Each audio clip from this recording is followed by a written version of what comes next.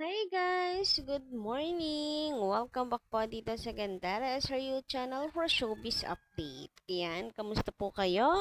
Andito na naman nga po akong muli nagbabalik. Ang nagmamaganda ninyo kachismosang Kim Pao, wala na pong iba, si Gandara. Upang magatid sa inyo ng latest update and fresh happenings patungkol kina Kim Chu and Paolo Avellino. And para nga po, yan, sa umagang ito, tatalakayin natin ay ang revelation ng Star Magic. Grabehan nga yun. Sino dito ang hindi in-expect na matatali rin pala si Paolo Avellino sa Star Magic? So, sino naman dito ang masaya na finally, ayan, nasa iisang tahanan na talaga si Kim and Paolo Avellino. Magkasama na po silang dalawa. Pero bago po yan, sa mga hindi pa nakasubscribe sa ating channel, maaari lamang na pindutin po ninyo ang subscribe button natin at notification bell na nandiyan sa baba para maging updated po kayo at ma-notify tuwing may bago tayong chika at balita hinggil sa Kim Pao. Basta mga balita na may kinalaman po kina Kim Chiu and Paolo Avellino, sagot na natin yan.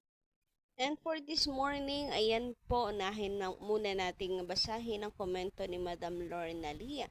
Sabi dito, walang nangyari sa gusto nilang palitan si Kiam dahil nagalit si Paulo at nakipagdiskusyon sa mga executives. Kaya tuloy na ang teleserye nila Kim at ni Paulo. Meron kasing chika na wag umasa kasi hanggat walang announcement kasi baka mamaya masaktan na naman. Wala palang project na dapat asahan sa Kimpaw, 'di ba? May point naman 'yon, iniingatan lang na bawasan lang yung expectation. Kasi mas maganda yung magugulat na lang tayo kaysa umaasa. Pero ayun nga, chika ni Madam Lorna, tuloy na tuloy daw ang proyekto dahil di naman papayag si Paolo Avellino na makikipagdiskusyon yaan sa mga executives. Kasi di naman maaari na basta-basta na lang, 'di ba, after the movie napaka po, parehas naman silang ABS. So, parang ang naman na biglang mapapatayin yung kanilang love team. And speaking of tuloy na tuloy ang project, ito nga po ang pasabog na talaga naman pong nawindang din ako, nagulat din ako. Ito yung sinasabing wag mong umasa, magugulat na lang. Tulad nito, ang post ng Star Magic. Star Magic is looking for a PA. Grabe naman maka-PA. Uy, talagang ina-announce pa. Charot.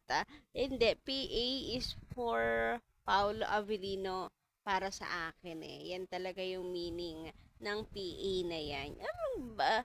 PA na lang i-announce pa ni Star Magic. So, eto yung qualifications. Male, good looking, pleasing personality, versatile and creative. Aba, lahat ng yan na kay Paulo Avellino talaga. Siguro yan yung mga nakita nila kay Paulo kaya niligawan talaga nila ng husto si Pau. And yung picture na yan, eto yan eh. Dito nila yan kinuha eh. Grabihan nga yun. So, hulang-hula agad ng mga fans yan kung sino yung PA na yan. But anyway, ngayon nga, nito nakaraan pinag-usapan natin yan eh. Napipirma si Paula Avellino sa Star Magic. So, dami pang dami pang nagtatalo na ayaw nila, baka matali din si Pau, i-partner sa iba, tas walang magawa kasi nakapirma siya. Kung maisipan na lang bigla-bigla, pag tinuyo, Star Magic at i-partner siya sa iba, wala siyang magagawa. Parang gano'n. Kaya ayaw nila. Mas maigi na lang daw na self-manage si Paula Avellino. Meron din namang gusto na lumipat na lang para magkasama sila ni Kimi walang iwanan. Ganyan. So, hati talaga. And ngayon, dito gusto kong alamin sa naging ngayon, announcement. Ano yung naramdaman ninyo? Ano yung Saan kayong panig? Yung mga panig naman wagas. Happy ba kayo or not happy?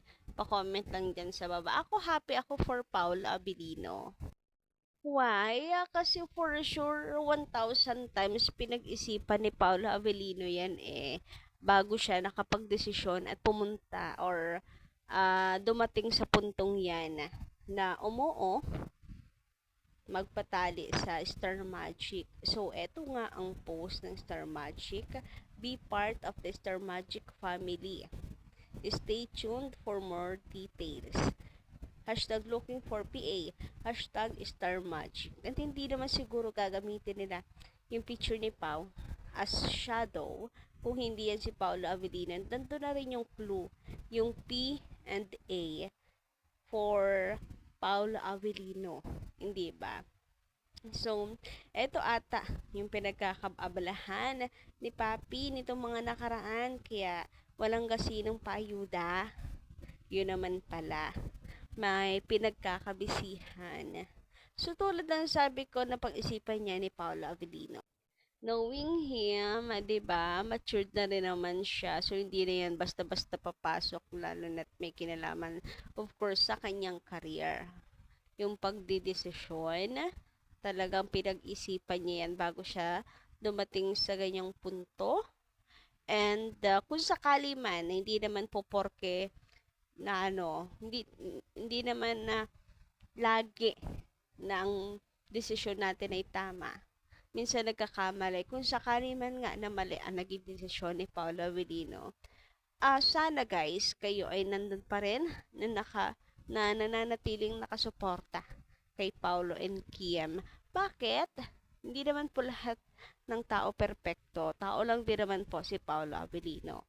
So, I guess, maging happy tayo at ipakita, kumbaga, yung yung suporta natin at demand. Mong paalab lang po natin parati yung atin pong kagustuhan sa Kimpaw. For sure, mananatili po ang Kimpaw. Yun naman po ang sabi ni Paolo, hanggat may demand wala sa mga fans, nandyan ang Kimpaw. 'Di ba? Yun na lang yung gawin natin. Kung may pangangamba man na baka i-partner si Paolo Avellino sa iba.